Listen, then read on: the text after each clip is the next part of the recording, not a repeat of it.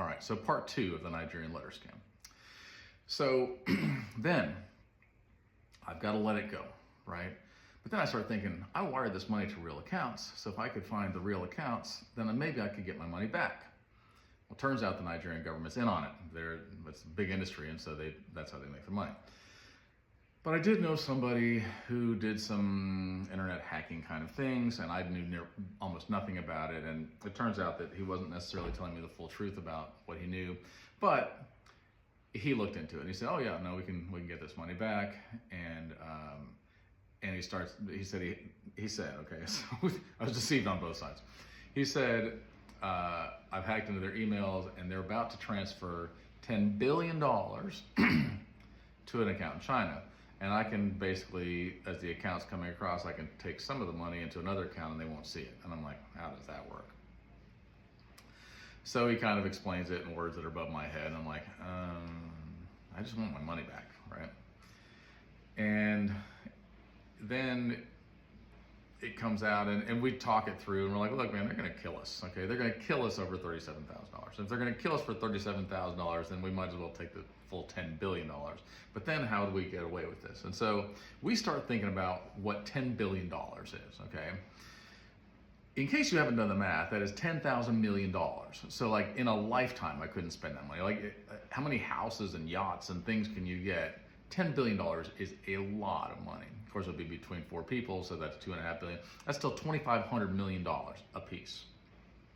We're gonna have to change our identities. We're gonna have to get Swiss bank accounts and all kinds of other things. And then, they may kill us and we're gonna have to fake our death or whatever in the world, right? So we're thinking all this through. Here's the funny part, okay? So we're like, look, we have to change our lives. We can't just stay here and all of a sudden, how did you get billions of dollars? That's gonna set off some red flags. So we're gonna have to poof, be gone and go somewhere else. And one of the guys was like, I'm gonna move to Plano. Now, for those of you that are not from Texas, it's about an hour away from us. And I'm gonna buy a big house and a bunch of nice cars and party a lot. I'm like, I don't think that's really laying low. I don't think you understand what that word means.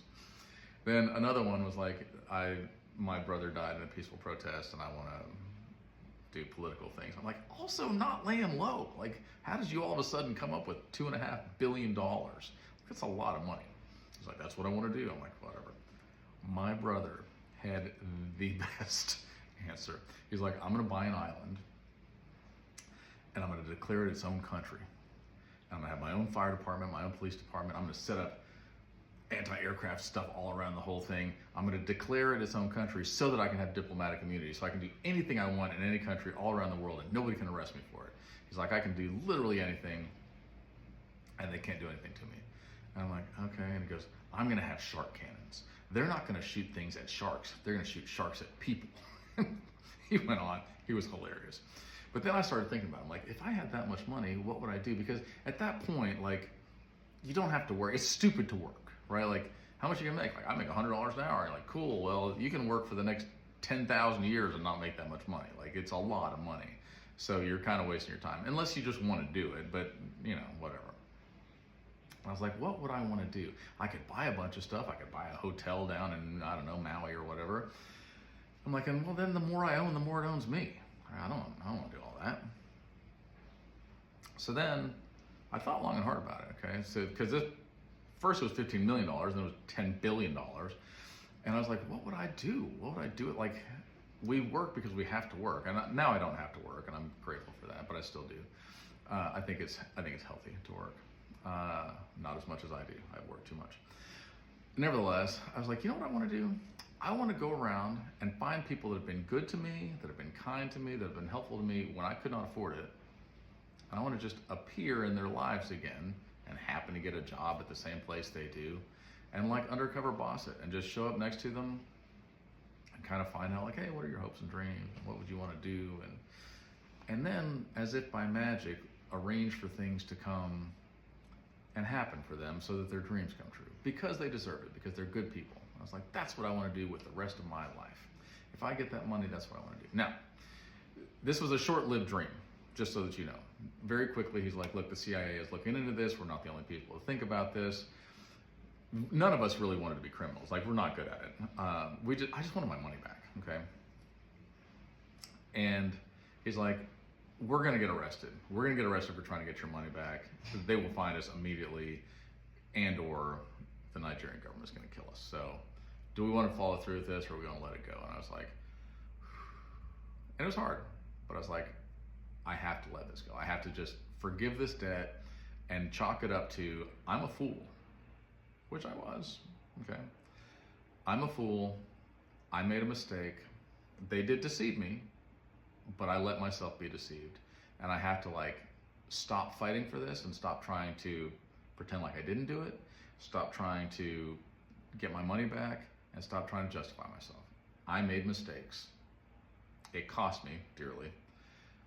And this is where I'm at right now. And so I did. I let it go.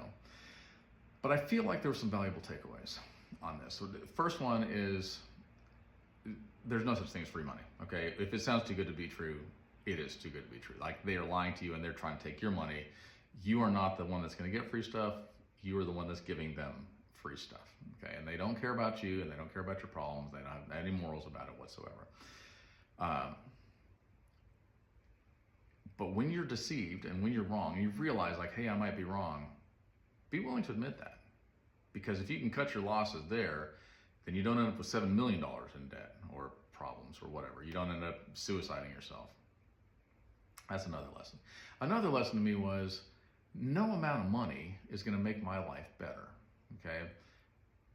And I don't wanna own a bunch of stuff. I wanna have less and less stuff. I wanna be free to live my life. I want my life to be filled with experiences and with travel. I don't wanna have to look over my shoulder. I don't wanna have to explain myself. I don't wanna have to lie to people. I don't wanna have to change my name or fake my death or any of these things. I don't wanna be doing shady stuff with shady people. That's not what I'm about. That's not what I want my life to be about. I want my life to be clean, in front of God, in front of men, that if anybody looks at what I do, they go, he's not perfect, but he's not lying to us.